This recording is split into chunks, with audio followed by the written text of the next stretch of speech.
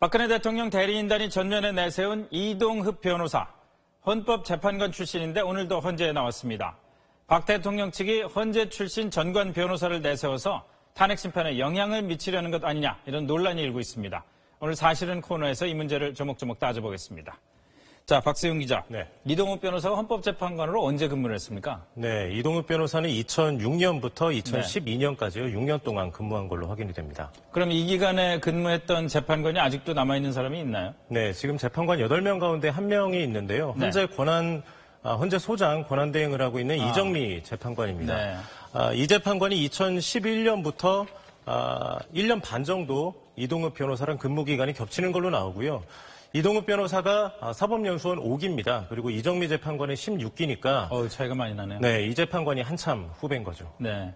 근데 이동흡 변호사는 헌법재판관 할 때 박 대통령 당선인 당시에 헌법재판소장으로 지명이 됐다가 낙마했었잖아요. 네. 근데 그런 경우에도 변호사로 활동하는 데는 별 문제가 없는 모양이죠? 네, 지금 이 변호사가 박 대통령 당선자 시절에 2013년 1월에 헌재 소장 후보자로 이제 지명이 됐었잖아요. 그렇죠. 그때 이제 인사청문회 장면인데 그때 특정 업무 경비 유용 문제가 불거졌습니다.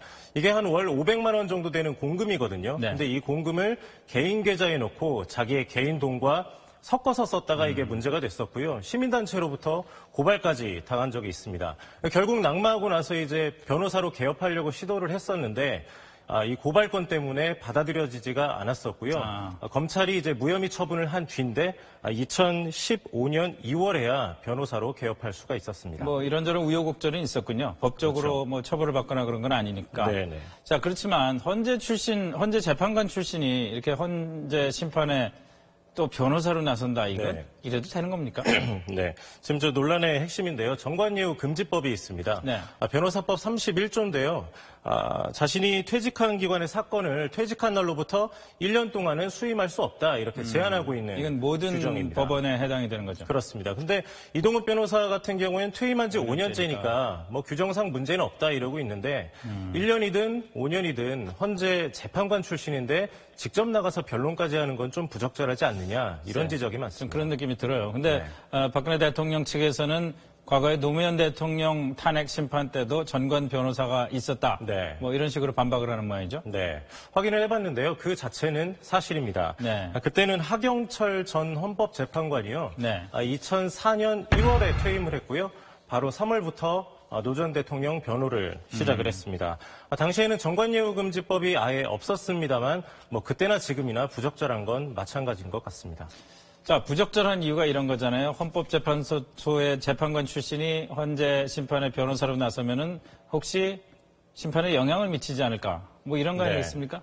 글쎄요. 근데 그 이정미 소장 권한대행을 비롯해서 헌법재판관들의 이 명예가 걸린 문제 아니겠습니까? 그렇죠. 다만 이제 참고할 만한 통계는 하나가 있는데요. 대법관 출신 전관 변호사가 지난해 수임한 사건들을 전수조사한 게 있습니다. 전체가 263건인데요. 그중에 25건이요. 자기가 재직했을 때 같이 근무했던 대법관의 사건입니다. 또 한 가지 예를 들어드리면 한 변호사는 19건 중에 7건이 이런 케이스입니다.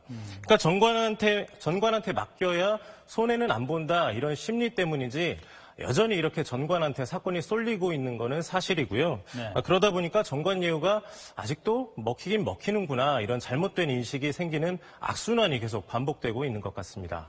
근데 이런 경우들도 사실은 아까 변호사법에 규정되어 있는 1년 뒤에나 수임을 할 수 있다. 뭐 이 규정을 지키고서도 이런 문제가 생기는 거잖아요.